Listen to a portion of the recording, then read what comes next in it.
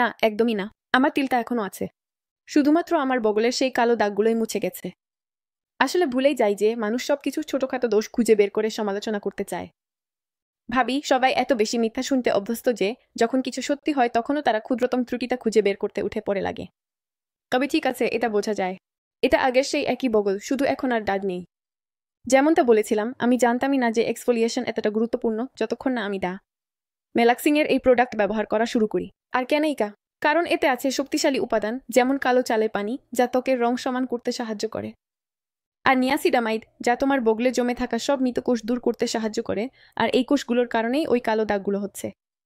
আর যেমন দেখতে পাচ্ছ, ঘষতে ঘষতে সব ময়লা বের হয়ে আসছে। এটা এমন একটা প্রক্রিয়া যা সপ্তাহে 2 বার করতে পারো, তার বেশি না, যাতে ত্বকটা ক্ষতিগ্রস্ত না হয়। আমি শুধু তোমাদের সঙ্গে শেয়ার করছি আর সাজেস্ট করছি, কারণ আমার ক্ষেত্রে এটা কাজ করেছে। আর যদি নিজেরা যাচাই করতে চাও, আমার নামের উপরে আমি লিংক দিয়ে রাখবো।